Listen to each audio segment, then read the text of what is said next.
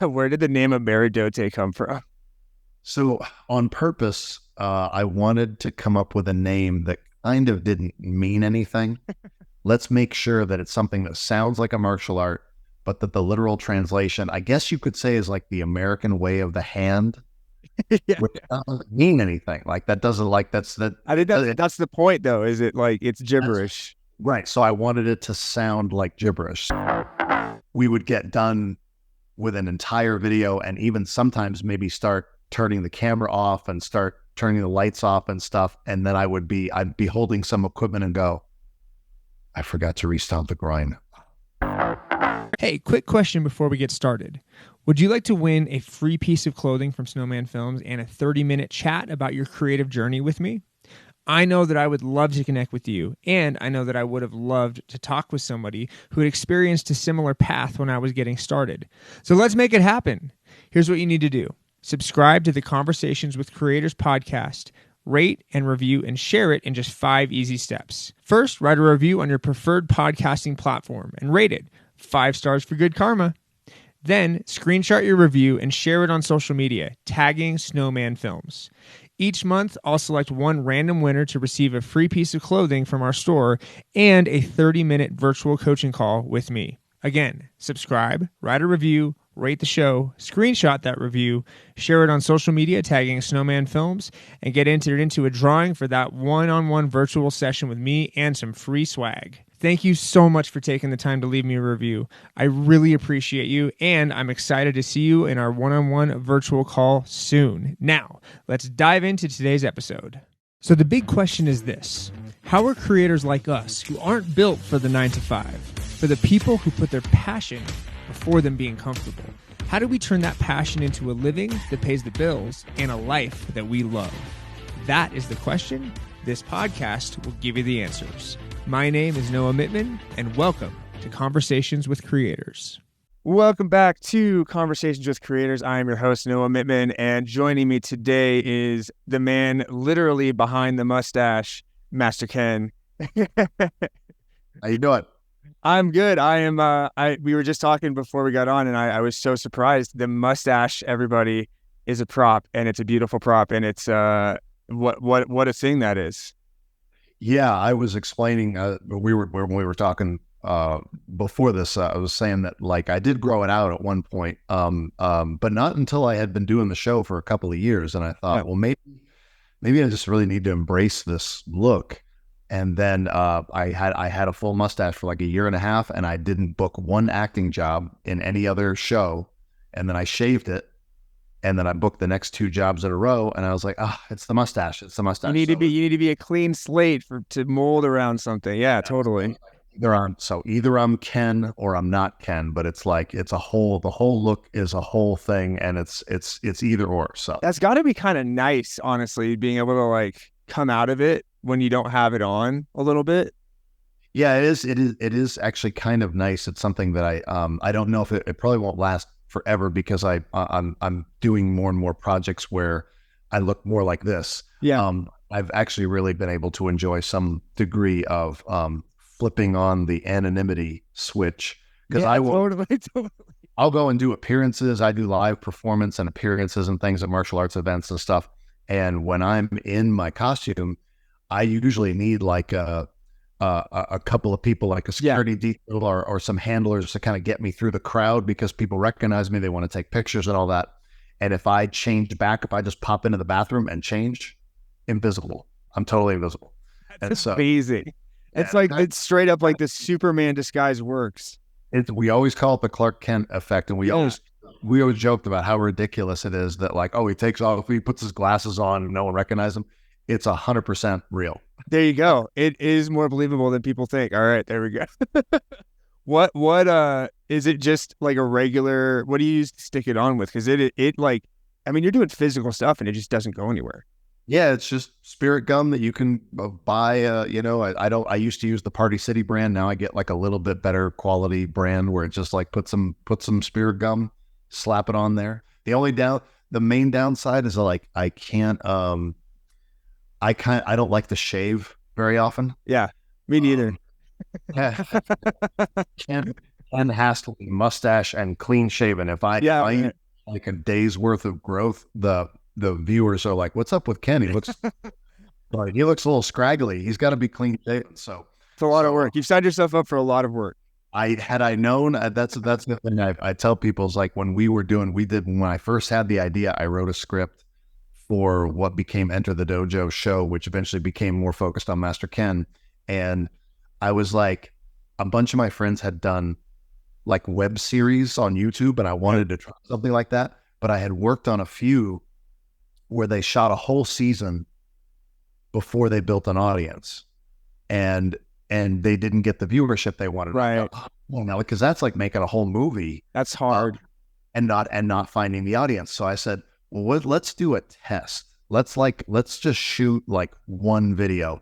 And so we did a screen test in this little photo studio, and it was just feeling out the character. I had some catchphrases written and some slogans and stuff. I wore a black uniform instead of a red one. It was still sleeveless. Yeah.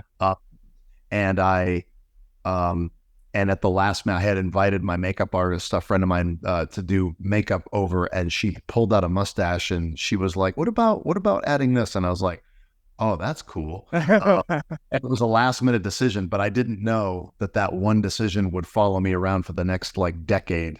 It's always the small things that like define something. In the moment, you're just like, oh, this is like a throwaway. And then you're like, this was the thing that brought it to life. Exactly. And I honestly don't know if the character would have done as well without it. I feel like that was a big part of the character. So yeah, it is funny how those quick, seemingly trivial decisions end up becoming so iconic, to Oh, absolutely. So, I mean, you kind of went into it a little bit, but can you kind of elaborate on where the concept for Master Ken and the show came from, and like what inspired you to create the character? Yeah, I had been a martial artist since I was a teenager, and I had also been really into acting and filmmaking. And I went to film school. I made a bunch of short films. I was trying to figure out how to work as an actor and a filmmaker. And I was also a martial artist off and on through those years. And I had collected a bunch of anecdotes of being in dojos because I would move around. I moved around a lot in my 20s trying to find my place. And I would just go to the local dojo and sign up, and I met a lot of characters, and I met a lot of great people. But I met a lot of characters too. And sometimes they were both. Sometimes they were great people who also said and did some wild things in the martial arts world. Because if you think about it, the martial arts world is really not regulated. Yeah, in a lot of ways. The competitions are, but I feel like everything else outside of that is kind of more blessed. Everything is you can just kind of decide that you're a master, and you can kind of just open a school, and you can kind of just make a bunch of crazy statements and do a bunch of crazy things. And like, unless you do something super illegal, like you can just have a school for 30 years and create your own microcosm of self-defense. Over the years, I collected all these anecdotes, and the first version of this that I had in my head was going to be a bit more of like a drama, and it was going to be a more serious project. And then I discovered the BBC version of The Office, the Ricky Gervais. And I just became obsessed with it. I loved mockumentary. I loved Christopher Guest and that stuff, but best. The Ricky Gervais Office was the first time I think I watched like 10 minutes of the show before I realized it was a spoof. I was watching it. That's because it's so well done. It's like you don't. That's what brings you into it. Is because it's believable, and then something ridiculous happens. Yeah, exactly. I loved that, and it finally got ridiculous enough where I was like, "Oh my god, this is like a spoof." And so I said, "I want to do that. I want to figure out a way to do my own version of that." Yeah. So I thought, well, martial arts is something that I've been wanting to tell a story about for a long time. I had been doing like horror movies, like I've been making like little short horror films and things like that, and a couple of little short comedies, and they would go to festivals, but never the big ones. They wouldn't get into Sundance or Slam Dance. I'd get into smaller festivals, and I even won some awards, but it never led to any work. Yeah, and it also, like I had mentioned before when we were first talking, a bunch of my friends were beginning to make web series and put them on YouTube. And I was like, the heck is a web series? But it sounded like a cool idea. But what I saw was that like one of the dilemmas was like, even if the show was good, because I worked on a couple shows that were good, but they didn't build an audience first. They shot like 10 episodes or 15 episodes or entire seasons all at once and then steadily released them. And then if the viewership dropped off, they were kind of, well, what do we do? Like, do we just leave all these unedited episodes? So then like, it was such a shame to put all that work in and like not find the audience. So I said, okay, well, let's do a test. Let's just shoot. So we did a screen test. I showed that to some people. They gave me some notes, some helpful notes. And then I had the script for what became Enter the Dojo, like a little sitcom in a dojo. And we only shot 4 episodes in one weekend, just like got together Friday, Saturday, Sunday, shot a bunch. And I was like, okay, we're going to edit these. And if nobody watches, then whatever, we had a good time for the weekend and something we were interested in, and we'll just move on. And I had been uploading short films that I had made in film school for a few years on YouTube, and they get like 200 views, 300 views. And it was a film that took me like 6 months. And I was like, this is terrible. The hardest thing. Oh, it was so humiliating. No one likes my films. Like, this sucks. This was so much hard work. And, but when we did this, when we released this, I think the first episode got like 10,000 views in like 2 weeks. Yeah. And I was, oh, wait a minute. There's an audience for this. We've stumbled onto something here. And so that sort of began the whole thing of like, oh, okay, we've discovered an audience. And we ran out of material immediately and had to go back. I suddenly had to figure out like, hey, when is everybody free? Because a bunch of people want more episodes. And so that started the journey of sort of developing the show and the character and everything. You had like your tight 5, but you needed a whole, year's worth of stuff. Yeah, basically. Yeah. All of a sudden. And I still wish I had understood way more about how online content worked and how different it was from the traditional process. Because I hadn't been out of film school very long, and I was still very stuck in a sort of old-fashioned kind of workflow, and things taking too long and focusing on too many of the meticulous parts of the process instead of just getting content out. So it took a few years to really like build it to a big following. And it's still an evolving process. Like every year, learning more about how to connect with an audience, how to keep things going.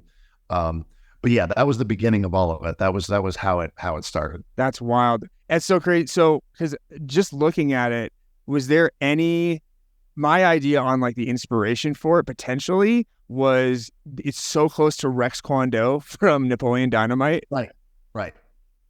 That was something, that's just what came to my mind, but the opposite makes so much sense. All the time. Like this thing was a ton of references. It was, it was Kreese, from, that's his name, right? From Karate Kid, the evil Cobra Kai. Oh yeah, totally. John Kreese, like, right. It was him. It was there's a guy in the Kempo world named Larry Tatum who's got this big porn mustache who says a lot of wild things in his instructional videos. It was things from a couple of instructors that I'd had who are good, accomplished martial artists, but also kind of sometimes said some wild stuff. Yeah. I thought that's really funny. So it became this Frankenstein of all of these things that I wanted to spoof. And I thought, well, I'll just cram I'll cram as many of these characteristics into one character as I can. And then the thing I liked about having the show that we started way back when was like, and then I'll caricature. It seems like every dojo has a crazy devoted brown belt who's just psychotically devoted to, and will do anything in order to get that black belt. And then there's always like a really timid character who's like really afraid to do anything, and you're not even sure why he or she is there, but they always show up every week. Yeah. So it became a way to sort of to translate my experience through martial arts. And then over the years, it kind of took on a life of its own. It became harder to shoot the show as like a full on with a crew and a cast and everything. So in order to keep up with the demand for content, I started just shooting content with just me or just me and one other person. And then those videos started going viral. And I thought, oh, okay, so that's the way to keep it going. Is like, we'll just with other smaller, simpler pieces of content, because you can produce those quicker, they get more views, and again, just navigating the way that this works, really. No, and I mean, I think, done over perfect. Like, you chose the easier way to do it, which is exactly what I'm doing with it. Like, I could be meeting up with people in person, doing a whole thing, but I'm like, we keep it on Zoom. We do this super easy thing. I can reach so many people because it's doable. So you have chosen the doable version, and it still works. So I mean, it's it wins. Yeah, it's kind of necessary. These days, in order to keep up with the way the platforms are set up, they incentivize consistency and engagement. So I love taking extra time to really craft things. I directed my first feature film about a year and a half ago, and I really loved that process. Like, I missed the getting into the filmmaking part of the process, but there are aspects of that you can't confuse effort with effectiveness when it comes to creating content. Just because I spent an extra week and a half or an extra month on the special effects or the editing or the writing or whatever for this video doesn't mean it's going to make more money or get more views or lead to more opportunities. So it's very difficult as a creator to strike that balance where you're doing the parts of the process you enjoy while also not getting so bogged down in the details that you lose a lot of time. You got to try to find that balance. No, I mean, preach it. Like, that's a big point that I think a lot of people miss. I love that idea of effectiveness. That's chasing that that should be the goal. And I still definitely fight for a balance, because there are projects that I want to do that do require more of the getting into the craft. I have to chip away at those. Those they're just going to take more time. So I have literally right before we were about to do this interview, I realized I needed a video release for this morning. So I went and looked up a quick thing that I shot on my phone. I jump cut it. I did a couple of edits in the whole thing took me 20 minutes. I took a 3-minute video. I cut it down to 1 minute. I subtitled it, or just did the auto captions. I corrected the captions, exported it, uploaded it. I did the whole thing in 20 minutes. Okay. That's my release for the day, to engage fans, to remind them I'm still here, to give them a little laugh first thing in the morning on a Saturday. And now I can go on with my other projects. But that's something I've had to, and the thing is, I will do 10 or 20 of those that will get pretty average viewership. And then for some reason, one video in there will get 4 million views out of nowhere. And I'll go, I don't even know why. I don't even get why that one was the one. I have no idea. It's always how it works too. It's like, and it's never the one that you think. Nope. Ever. What's funny for me is it's usually the throwaway trend. And I'm just like, oh, this took 5 seconds to put together. This was, sure. And then it just takes off. I was like, oh, okay. That's what happened with us on TikTok. I had some creator friends who were like, you got to be on TikTok. And I was like, no, I don't, because I'm in my 40s. And I don't think that a 40-year-old man should be making TikToks. And they were like, you're missing an audience there, and it's a platform, so you should make some content. So they convinced me to make an account. We made a couple of, they already had TikTok following, so we made a couple of videos right there. They're like, boom, now you're on TikTok. And I was like, ugh. And so for a month and a half, I would do one a week, and I didn't really understand the format and everything. And then I saw a trend, and it was a trend where it says, it shows a weapons defense, like a gun defense, and it says in the movies and then in reality. And in reality, perfect. And so I did our version of that. It was just a trend that was going around. It took us almost no time to shoot. And it was funny. It was clever, but I didn't feel like it was that much more clever than the other things we had done. But because it was a trend, that video got 40 million views. Holy shit. I didn't look at TikTok for a couple of days after I uploaded that. Yeah. And then I opened it and because I don't think I had the notifications on, I opened it and I had 600,000 TikTok followers. And I was like, oh no. Like I was happy, but I was also like, oh man, now I have to be a TikToker too. Like I didn't mean you were a TikToker and it just dropped in your life. You're like, okay, more. Here's another platform. Exactly. That's the beauty and the curse of the era that we live in. Is like when a platform comes out, it's like another platform. It's another opportunity to reach an audience. It's another opportunity for monetization. Yeah. But then it's also another platform. I'm like, okay, so I have to make sure that in the morning that when I'm cutting my stuff, I got to go to Instagram, YouTube Shorts, Facebook, TikTok. And then if you're on Snapchat, if you're on Rumble, if you're on it's like, okay, so you just have to go through the line and be like, okay, yeah, all of them, I guess. You are describing my life. Have you looked into, because for me, when I don't have to I don't do it for this account for conversations with creators, but for other ones where it's just content where I'm not tagging anybody else, I use Loomly, that you can literally hook all of your socials to one place, edit the tags, and just one click and it goes out everywhere. Yeah, I had done for a while. I think there was one called Hootsuite or something like that. Hootsuite, yeah. I had done that for a while. The thing that I became superstitious about them because I wasn't getting the engagement that I wanted. And so then I began natively uploading things like while I was in each app, and I felt like I was getting better engagement. And I was like, can they tell plugging it into a thing where I'm not on the platform? That's total superstition. I have no data to back that up. I just became superstitious about it. So I was just like, okay, well, I'm going to start editing everything, all the short content I'm going to edit in iMovie on my phone. And I'm just going to upload the finished product directly. It takes like an extra 20 minutes. Yeah. It's like, I don't know. I became superstitious about No, that's fair. I gotta track that because I just started a couple of other channels for like courses that I have. Yeah. I want to see if it affects. That's a good thing to look out. Done that.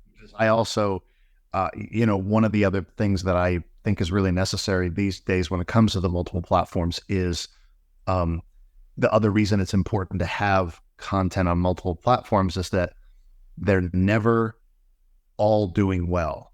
There's always, in fact, usually there's one that's like leaping forward. There's a couple that are performing average, and there's one that's in the toilet, and it's never this. It doesn't stay that way. Right. Like, it's constantly changing. It's always changing. Like 2 years ago, I want to say, 2 years ago, I had the best year on Facebook that I'd ever had, where videos were being properly monetized. They were going viral. And it was really, I had been putting content on Facebook for years and getting decent engagement, but the monetization never aligned properly. And then it just worked. It clicked. And I was like, oh, this is the way this is supposed to work. Yeah. And then I want to say 6 months ago, something changed in Facebook. And I don't know if it's their AI or monitoring, whatever. They decided that a bunch of content had violated their community standards, but they couldn't tell me how. And now our Facebook is 100% demonetized. We have 1.3 million followers on Facebook. Oh, and it makes $0. And so painful. I've been reaching out to, because I was thinking, well, I've got 1 million followers. Like somebody at Facebook has got to be talk to me about this. Right. I can't get anybody on. No, it's impossible. It's impossible to talk to anybody. So for now, it's kind of a dead platform. Like I have 1.3 million followers, and I'm kind of, it's not, I will still engage with the platform because I still want the content to get out to fans. But it went in a period of 2 months, it went from the top earner to dead. So wild. And luckily I still have the YouTube, I still have the Instagram, I still have the why you do all of them. Yeah. So that's why it's so important, because huge. Weirdly, YouTube, particularly with YouTube pushing the YouTube Shorts format, that one picked up all the slack. I started uploading a bunch of stuff to YouTube Shorts, a bunch of them went viral, and that started to pick up. It didn't completely replace what Facebook was doing, but it picked up some of the slack, and it was like, okay, so still getting out to fans, still generating revenue. But so diversifying on as many platforms as you can handle, I think is actually kind of necessary if you're gonna be that focused on getting content out. That makes total sense. So back to kind of the character, where did the name of Meridote come from? So on purpose, I wanted to come up with a name that kind of didn't mean anything, because one of the things that I noticed about a lot of when I would just drop into a martial arts school that was very Americanized, was that it was disconnected from its lineage or its roots, because I went to I was fortunate enough to train under a gentleman named Rich Pelletier, who had a very direct connection to the lineage of the style. It was Okinawan Kempo. He had trained under a guy named Marcus de Valentino, who had trained with Master Odo at Okinawa. So we knew our lineage. It was our sensei, Sensei de Valentino, Sensei Odo. And so we had a very direct connection to the roots of what we were studying. We used the terminology, but I would drop into these other Americanized schools, and they were just kind of a mishmash of all these things that they kind of either made up or learned from a bunch of different schools. And so I thought, okay, well, let's make sure that it's something that sounds like a martial art, but that the literal translation, I guess you could say, is like the American way of the hand. Yeah. Which doesn't mean anything. Like that doesn't like that's that. I think that's the point, though. Is it like it's gibberish? Right. So I wanted it to sound like gibberish. So that's something that like, and to give the idea that it was all encompassing, because that was something that was also it seemed a consistent marketing tool in American martial arts, was we do everything. Yeah. We got striking, we got punching, we got kicking, we got grappling, we got wrist locks, we got this, we got aerobics, we got we got everything. You know what I mean? And so in an attempt to appeal to everybody, there was this watering down of the art that was. And I noticed so consistently in other places. I was like, well, I got to make a commentary on that. So I think you have super successfully, because that's one of my favorite parts of the Master Ken's privates, where you'll learn about a new move right there, and then you're like, oh, of course, this is part of the defense that we have, and you like literally just learned about it. And the thing is, I've witnessed that in person, where someone from another style will come in, and this person's an expert in Filipino stick fighting or something, and I will watch someone who is a karate instructor be like, we have all those moves in our system, but we do them differently. And then they'll just start teaching their art. And it's like, oh man, like it is at times so threatening. Yeah. That somebody else might know something that they don't, that they have to find a way to make it their stuff. And so I just find that funny. I can't believe that's based in reality. That's hilarious. The number of things that we do on the show that are like almost exactly cut and paste from real life situations, where I'm like, I don't even have to change it this much. I just have to I gotta like turn the dial one click. Yeah. And it's mostly what's happening in real life. That's amazing. Yes. I mean, what is your creative process when it comes to like developing new? I mean, it sounds like you kind of draw from real life a lot, but is there any writing process? How much of it is pre-planned and how much of it is kind of just off the top? So in order to, as we're talking about like staying engaged and getting content out quickly, and being able to capitalize on trends and things like that, most of what I do now is improvised. When we first started, there were full scripts, and there have been some scripted content that has gone viral. There was a video, I think this was a couple of years ago, called the Twisted T technique. That was based off of a viral video when that guy hit that other guy in the face with a twisted T, and that there were all these memes from it. I've seen these memes about Twisted T, and I was like, what is with the Twisted T thing? And then I found the viral video, and I was like, oh man, we should comment on that. And so I wrote a script for that one, because it was we were still kind of in semi-lockdown mode, and it was something where it could just be me and my buddy Joe, who plays Todd, my assistant on the show. And so I wrote a script for that. Shout out Todd and all of the pain he goes through. He is the world's best uke because he sells all those hits better than anybody. So I work with some really great, talented stuntmen all across the industry, and I still got to say, nobody takes a punch or a kick to the groin the way Todd does. Joe is an accomplished black belt in American Kempo, and a great martial artist and a great guy, and he's been great with that. So that video, we shot that, scripted. I think we always add a couple of things in the moment, and then I edited that and put that out, and it got like 14 million views and over the weekend, like, because it was just a trending topic that people were aware of, and they started sharing it. Conversely, within a couple of months of that happening, a video that I did called "How to Break Someone's Neck," where it was just me and the Bob, and I was just showing them how to break someone's neck in a comedic, obviously satirical way. That video was something I had come up with off the cuff. Hadn't thought it through at all. I just said whatever came into my head. It was only a minute long, and then that one went viral. That's your top performing video on YouTube. It is. It's our time. It went from 200,000, like that had, and the crazy thing about that video is that had been sitting dormant for 7 years. No shit. It had topped out at 200,000 views, and then it died. And I was like, okay, well that's fine. 200,000, like, that's good. And then in 2 months, it went from 200,000 to 11 million. And it was just because people on Reddit started sharing it, and they were like, this guy's crazy. Yeah. And so, but it was an interesting case study because there was this other video that we shot on, like the Twisted Tea video, we shot it on a green screen so that I could put a convenience store background behind us so that we didn't have to go to a location. I really took my time writing the script and editing it. It was like a video I really crafted that I was very proud of. Absolutely performed. And then there was this other video that was an afterthought that I didn't care about, didn't think about, and they both showed phenomenally well. So yeah, that's kind of a happy accident. And I will say that, like, in between those moments, there are dozens of videos that underperform. Of course, that's the nature of well, that's what the whole consistency thing is. Like, you're not.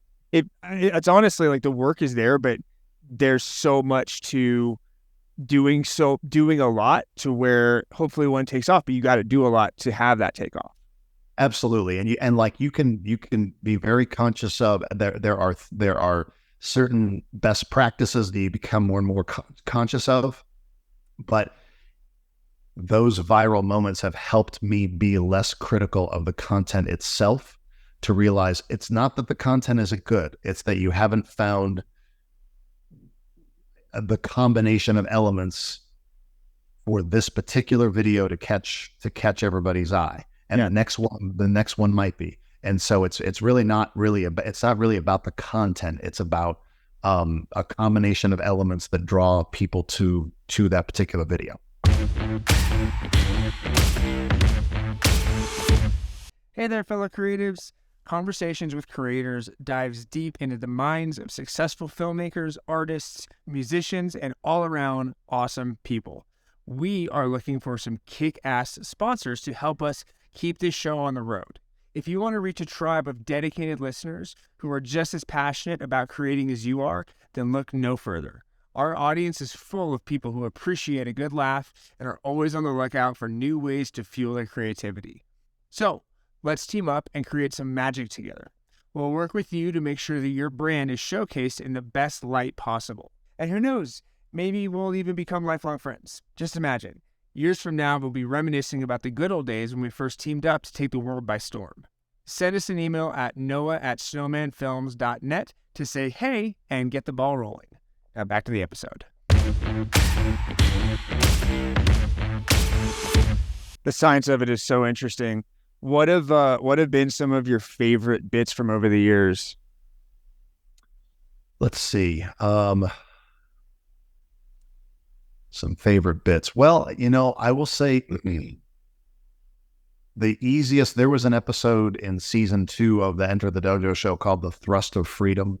where you basically like hip thrust. It's kind of like a wing motion turned into a weapon. And that was one of our favorite episodes that we made from season 2. And that's still a bit where, whether I am talking about the technique in an instructional video or whether I'm doing it live in a performance, that just is always a guaranteed laugh. Like that one, for some reason, like the combination of the name and the routine and everything, like that one just is. Listen, it's a great name.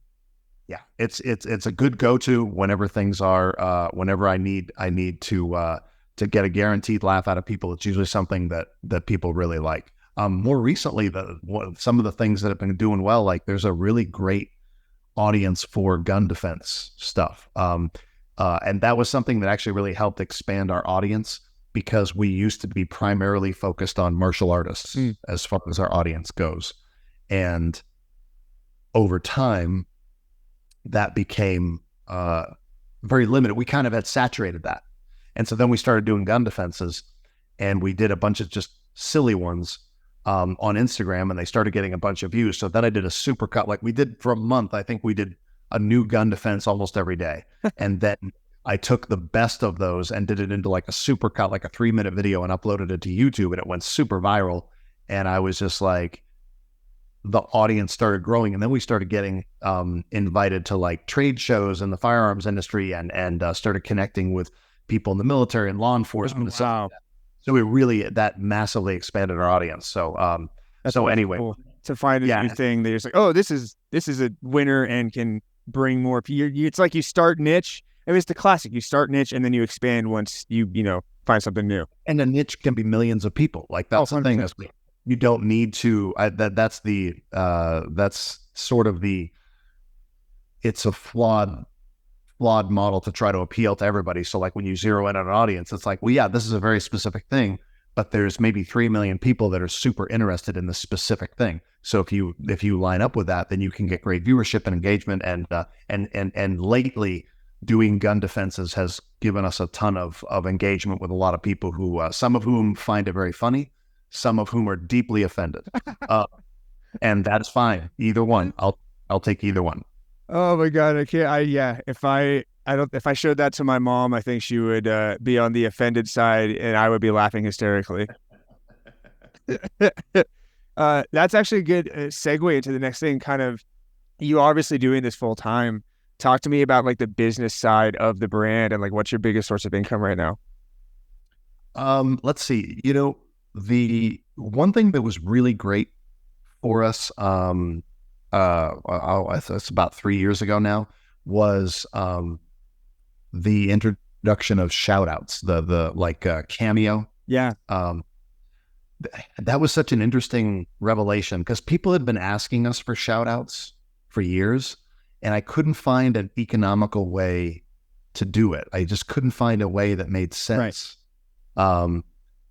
And because there was all this back and forth, and it was like, we would negotiate a price, and then they would talk about what they wanted, and then I had to shoot it, I had to edit it, I had to find a delivery system, where the file was small enough, and that it was just like, it was such a hassle. I was like, I don't really feel like this is worth it. And so we kind of stopped doing them, and then Cameo reached out, and they said, oh no, we've got an app where you just, like you get the request, you agree to it, you have a certain period of time to deliver it, you record it, you hit deliver, and it just does it. And I was like, well, that's really cool. So and the thing is, I got the invitation right before Christmas, and I had a bunch of things going on, so I didn't activate the account until 2 days after Christmas. And then I opened the app the next day, and I had like 7 requests. And I was like, because I was thinking, oh, well, I'm not going to get any traffic right now because everyone already bought all their Christmas presents. Right. And I had like 7 requests, and I was like, oh, okay, so people are interested in this. And then it just started becoming popular. And I was like, it's such a simple way to create fun content for fans and to generate revenue in a low cost, low production way. And then to also take content from my shout outs, jump cut them in iMovie, and release them as content. That's a win-win. Yeah, so that was a big deal. Like the advent of making those, and it stayed pretty steady. It still fluctuates from quarter to quarter, but being able to do the shout outs. That's why we have a commercial at the end of every video now. We have for a few years now. We just remind people they can buy a shout out. So that has been a big surge forward because just reminding people that's an option. Is a pretty consistent thing. It doesn't take a ton of production, doesn't take a ton of time, and it's something fans really like, and it's profitable. So that's been a big win. Absolutely, that's super cool. I that's like one of the coolest things that I think has come out of the technology age is the cameo. Just like being able to see your favorite people, characters, whatever, do a personalized thing is like, I mean, that's one of the coolest things that I can think to give someone as a gift. Like.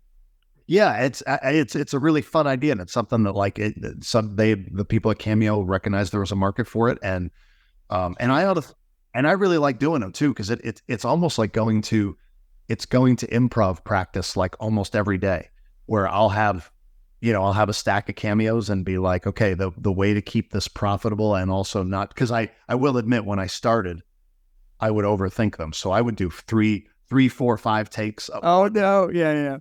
I was like, I got to get the timing right. I don't feel like I said that joke fast enough. And then there was some time where I was on the road and I had a bunch of them were about to expire. And so I had to just knock them out in like 30 minutes. And so I did one take and I knocked them out all in 30 minutes and I delivered them. And I still got 5-star review. I got tips. People were like, these are so funny. I was like, oh, I'm overthinking this whole process. Like, I just got to like as long as I get their name right, like unless I like knock the camera over by accident or something, like this is one take. And so when I started doing that, it got me used to really just riffing and just doing and moving quickly and not overthinking the process. So really, I actually feel like my improv's gotten a lot better over the past 3 years, just doing it almost every day. I just go in and work my improv muscles like, once, an hour a day for 3 years, Which I'm sure helps everything with the other content as well. Oh yeah, for sure. Because the other thing that I had figured out, that I wish I had figured out earlier was, when I was on the road, because I do live appearances, I do live comedy shows, things like that at martial arts events. And when I would do that, I would be like, well, I can't be bothered with making video content because I have to focus on my live performance. I must make sure that I'm completely focused on my live performance. And then over the years, I noticed like, well, gosh, when I do that, I fall behind in production. I'm not shooting enough content. So then the social media kind of dies down. So then I have to wait till I get home, produce a bunch of content, edit it, upload, and then things will pick back up. And so started just getting the hang of shooting content at the events, being like, give me a couple martial artists, like let's just shoot some videos really quick. And and because I'm meeting them there at that moment, I can't prepare anything. Right. Like they just have to show me a technique and whatever comes into my head is going to be my critique. And suddenly it became a more efficient way to shoot, where I was like, gosh, we can shoot like 4 episodes in like an hour and a half doing that. And then it's just the editing time. And so, now, whenever I'm on the road, I'm not just doing an appearance, I'm also shooting content. And so that became another big revelation that I wish I had figured out way earlier, where I was like, no, you're always making content. Always. Like wherever you go, you don't have to do it all day. But like if you're in a new place with new people, pick 2 hours, knock out 4 episodes, and now you've got content to edit for your next few weeks. Do you do it during the live show or is it a separate shoot? It's both. Yeah, because I feel like that would be so cool for the people at the event to be like, oh my God, he's making a video right now. This is like what that are famous. Yeah. One of the things that most recently went viral was like me doing one of my silly gun defenses at a show in New York. And the audience was really loving it. And the guy playing along was being a good sport, and the bit was going really well. So I took that 1-minute clip and put it out, and that went crazy viral on Facebook and YouTube at the same time, which never happens. And so I absolutely. My girlfriend films all my performances, and we just sample from the iPhone, just grab a couple clips that we feel could have viral potential, upload those. And But we never count on it, on just the performance being enough. So whenever we're in a new city, I just, whoever usually my hosts are martial artists or it's for a martial arts event. So I just say, give me some people, give me 3 people, and let's do some episodes like right now, and we'll just come up with whatever. And that's the content for the month. You are an efficiency machine. I've gotten way better. I used to just sit and toil over. I remember not releasing content for like an extra week because I was like, well, I'm not sure about the sound mix, and I feel like the color correction needs another pass and all this stuff. It's like, no one cares. It's just, if you can see it and it's in focus and you can hear it, and as long as the audio is not distorted, just get it out and then move on to the next. You always want, I do want to put out high quality content, but there is a ceiling where the amount of effort starts to be wasted. So just there's the whole process over the years has been just about trying to learn as much efficiency as possible. Absolutely. No, that's, I mean, again, I got the shirt, stop waiting, start creating. That's just 100%. That is the way you have to do it. And that's something that I still have to force myself, and people around me have to force me to just be like, stop over to thinking it's fine, send it. Where did the inception of and as always, Restop the Groin come from, and why has it become like your signature ending? That's so interesting. So like, we did that in the very first episode of Enter the Dojo, where there's an exchange between Master Ken and one of his students where he does a technique that's clearly overkill. And he ends by restomping the groin. And that was something I had seen. My Kempo instructor swears he never said that. I have a great Kempo instructor, 2 of them actually, Tony and Erica Potter in Santa Fe, that I got my black belt under in Kempo. And I swear at some seminar at some point, they said the phrase "restomp the groin," and I remember thinking, why would you ever need to re-stomp a groin? Like, if you've stomped it one time, that's probably enough, right? You think one stomp would do it? And so anyway, for some reason, I got that in my head. I put it in the show, and because that particular episode was so popular, as I was doing shorter instructional videos, again, learning efficiency, trying to do things that could go viral, I noticed how many people were commenting every time I didn't restomp the groin.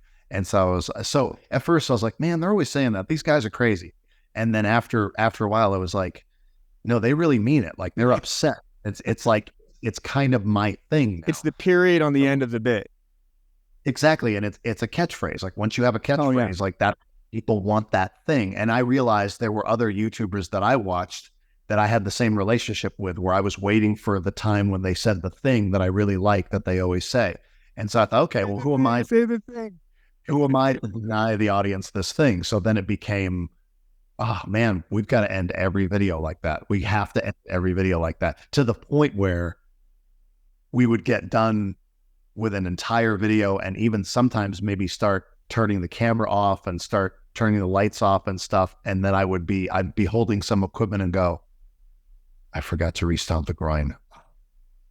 And then we would have, I'd be like, turn the stuff back on. They're going to give me too much static about that. Yeah, no, we need the 20-minute setup for the 5-second line, and then we can end. Otherwise, I'm going to hear about it. So, and that actually made it hard to repurpose old content, because there was a while where I just didn't do it. And so when I go back and share an old video, to remind, because we're always gaining new fans who haven't seen stuff we did 5 years ago or 6 years ago, and their big capital letter comments. They're like, "You didn't restomp the groin," and I'm like, "Look, I know that wasn't always our thing. It took us a while to learn that." So you just have to write a paragraph in the comments explaining, like, "I'm so sorry. Just our new stuff has it. Our new stuff has it."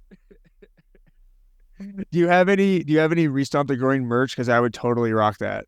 That is where we're about to. People have been asking for that. We had a couple of companies that we were subcontracting that to, and then they went away. So we're about in the next month. I'm going on tour. In the next week, we have shows. I have a show in Scotland. I have a show in Germany. Wow. So I'm going to be on the road, but the goal is by the time we come back, we're going to relaunch some new merch. Because it's been a minute, and we need some new stuff for the fans. So yes, that's coming back. Awesome. I will be first in line for that. That's epic. So it's funny because my next question was about what's coming up for you. So you're traveling the world with Master Ken. That's amazing. Yeah, it's it's still going to be a busy year. I'm creating a lot of content that is engaging with fans that people are liking, and these live events are really fun because a lot of martial arts events, whether they're seminars or banquets or whatever, tend to be kind of serious. Oh yeah, absolutely. Self-defense, that's the genre that we're in, and so I've become, for some people, kind of the go-to guy to sort of lighten things up and play around and stuff like that. And so that provides an opportunity to travel not just the country but the world, and pop in and tell some jokes and shoot some fun videos with people. And I love doing it. And so I'll be doing an event for an organization called the WUKF in Scotland. Then going to another event called the Karate Praxis in Frankfurt, Germany. And then doing an event in Italy in September. So it's an opportunity to travel, to create content, to do what I love, and to meet all these great people. The fans are always really great. They're always so excited to do content and take pictures and see the performance and everything. So that's cool.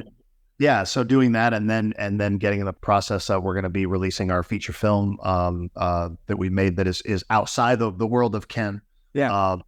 Like I said, I wrote and directed my first feature film a year and a half ago, and so that we're going to have that out to fans, I think by the fall. And so yeah, more about that. So I wrote a movie years ago called Cop versus Killer, and it was basically about a sheriff, small town sheriff in a desert town who does a traffic stop, gets shot and left for dead, and the killer takes his badge, his gun, and his car and starts posing as him, terrorizing the town. And I play the sheriff. I directed and started the movie, and I'm like trying to chase down the killer before he kills everybody. We shot that down in Truth or Consequences, New Mexico, a year and a half ago with a company, Triangle U Studios, who helped us produce that film. They were fantastic. And it's something I've always wanted to do. The script has been sitting around for a while, and an opportunity to make it with like a tiny bit of money came up. And I even looked at the budget, and we're like, this really isn't enough money to make this movie. But I've been saying I'm going to make a movie for 10 years, and I keep not making it. So back to what we're talking about, stop waiting, start creating. It was like, you know what? It's never going to be the right time. There's never going to be enough money.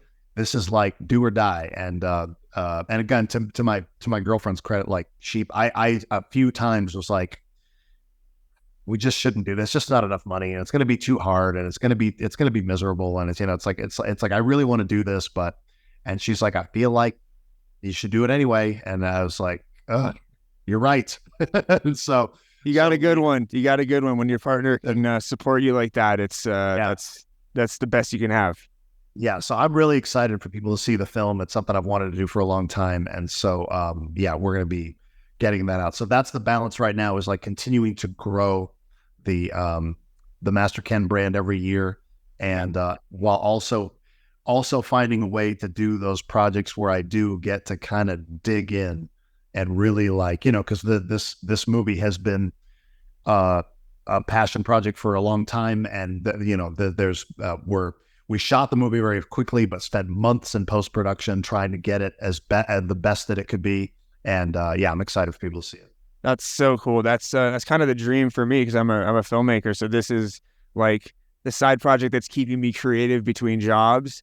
And eventually, hopefully, if content can take off and money can start coming in, that'll go towards feature films, which is we all have that itch, like the And I will say, just the experience of doing it was worth every penny, because the main, like I'm passionate about the process, but the main reason I want to make another one is to apply all the things I learned from all the stupid mistakes I made on the first one, because I thought I knew what I was doing, because I've made dozens of short films, I've made hundreds of YouTube videos, and a feature film is a completely different animal.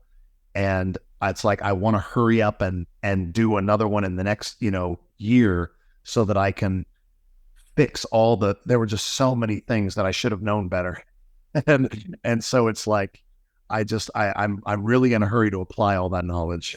What are like the top 3 things that you learned that you're like excited to fix on the next one? So the first one I would say is preparation. I knew this going in, but like, even though I'd had the script lying around for a long time, I didn't have a cohesive plan on how to shoot the movie. And we went from a conversation that maybe somebody had some money to invest to principal photography in 8 weeks. And wow, it was not enough time. We said it wasn't enough time. The investors said it wasn't enough time. We all knew we were walking into this, and we were all right. We were all like, it was the movie. Yeah, we knew it. It wasn't enough time. Yeah, the movie should not be as good as it is, considering what a disastrous lack of a plan there was. But we adapted. We made it work. But the number of things that really were just the number of scenes I had to change or cut or rethink just because we were missing a certain prop on the day, or I hadn't really thought about where we were going to be able to put the camera safely during a stunt or something. I was just like, oh, if I had just thought about this a little bit. It's like so preparation would be the number one. The number 2 would be, and this is the most, I would feel like this is the most important one, is like not spending to solve problems. Solve it in the script stage, solve it in the prep stage. Every time we ran into a roadblock, I started putting some of my own money into the movie, just being like, well, we got to have this thing, and it's $1,000, but we got to have this thing.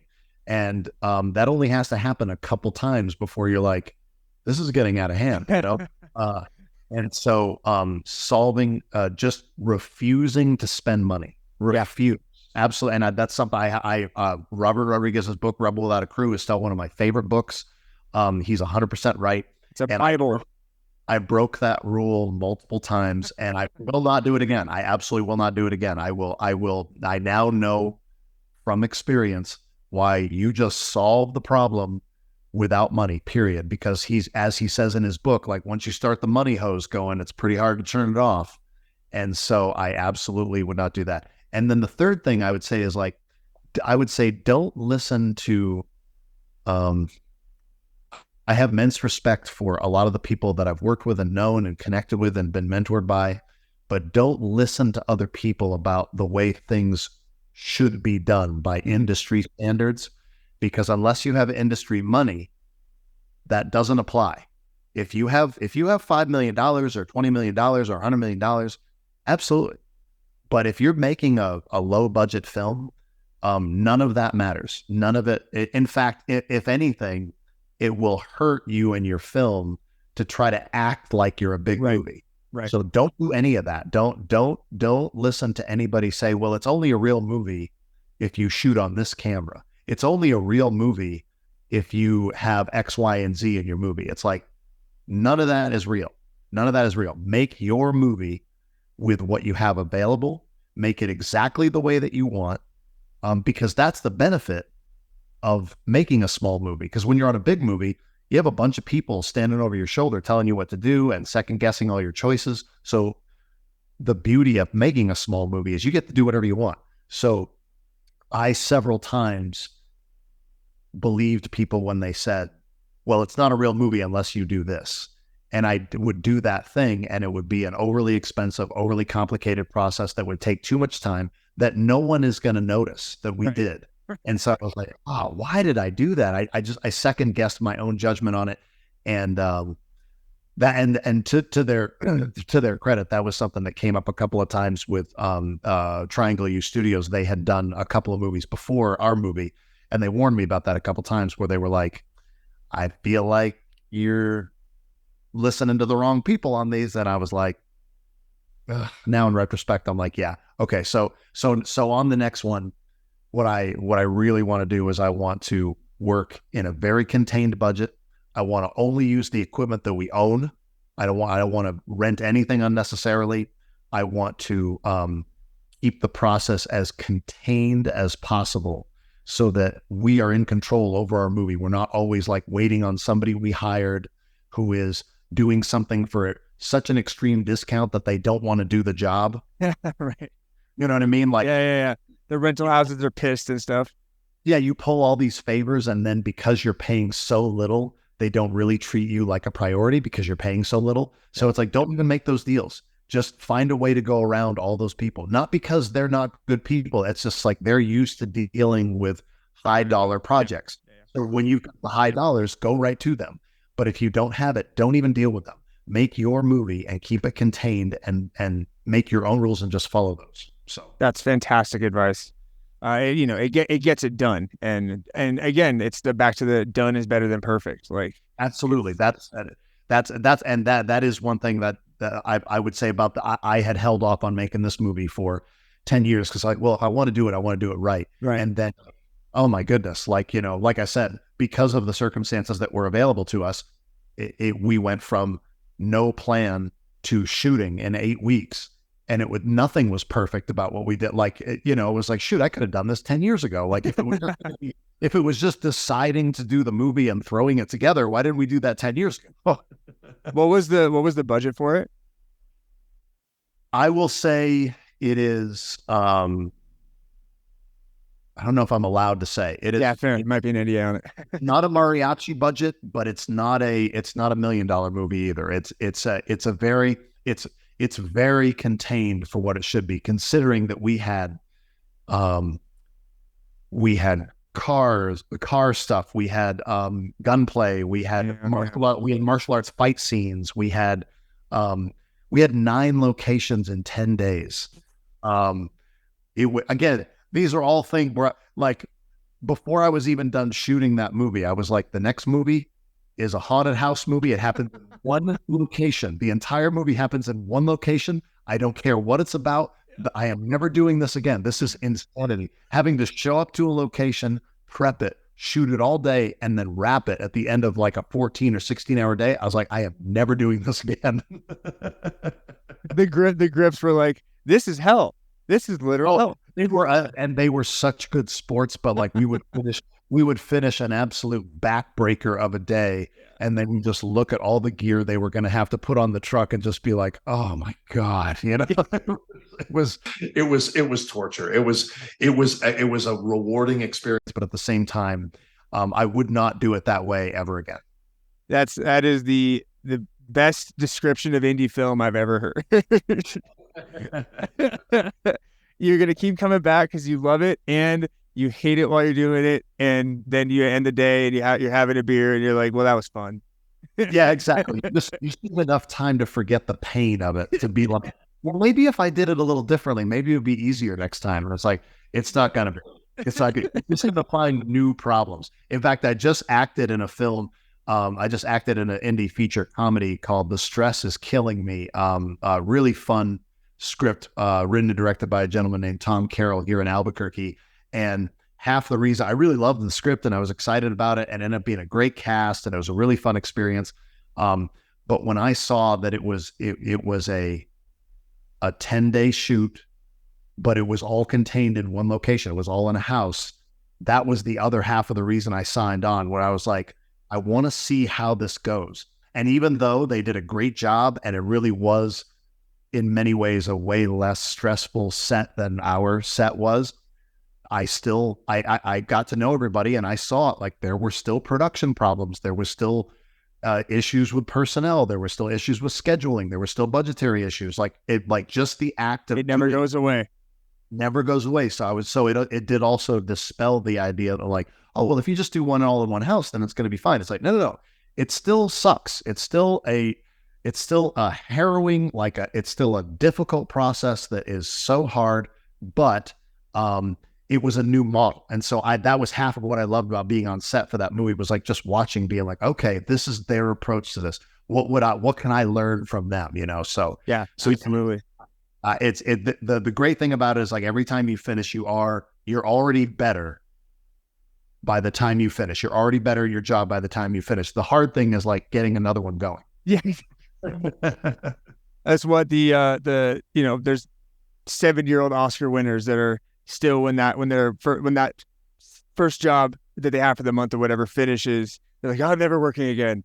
Yeah, that's the thing. I remember, I can't remember which filmmaker it was who says, some filmmaker said that, like, one of the hardest things about filmmaking is that it's difficult to practice, because there can be 2 years in between your films, and so it's like, you'll remember the process, but like it might take a few days and you only have a few days to shoot. So it's like,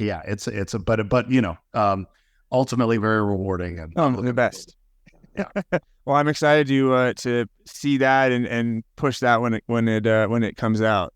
Yeah, I'll be glad to let you know. Yeah, be loud and hit me up. Outside of your career and all your creative stuff, and it might be the same with your answer. What's a hobby that just kind of takes you out of it and helps you relax?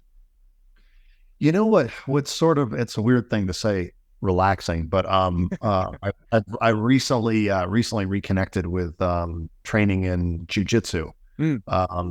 And I hadn't religiously trained in Jujitsu for 20 years. I had done it back when Hoist Gracie was in the UFC. Like, it was like when Jujitsu was kind of new to everybody.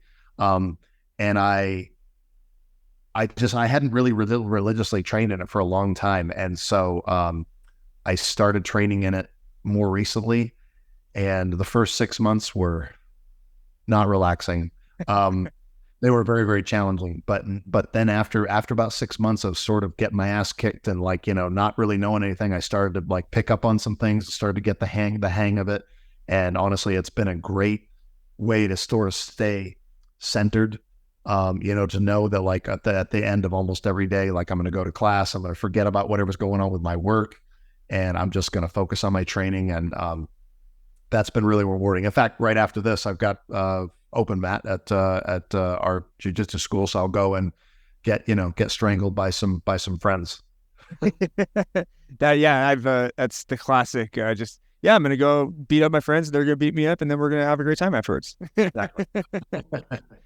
Well, man, I appreciate it. I want to kind of roll out the red carpet for you a little bit. Tell people what you got going on. I know we've covered it a little bit, but anything else you want them to know about? Yeah, the main thing I would say is like, if anyone watching is not familiar with Master Ken or hasn't watched in a while, because sometimes people kind of lose track of our stuff. We still try to release a video, at least 1 or 2 videos every week. So just like look up Master Ken on your favorite social media, because we're on YouTube, Facebook, Instagram, and TikTok. And then, keep your eyes peeled for Cop versus Killer. It's going to be available on Amazon later this year. And we're like super excited to get it out and start promoting that. Those are the 2 biggest things I would say. Oh yeah, well, definitely go check those out. And I appreciate your time. And I could talk to you for another 2 hours, but I want to get you to class. And man, I super appreciate it. And for everybody listening or watching, I will see you next time.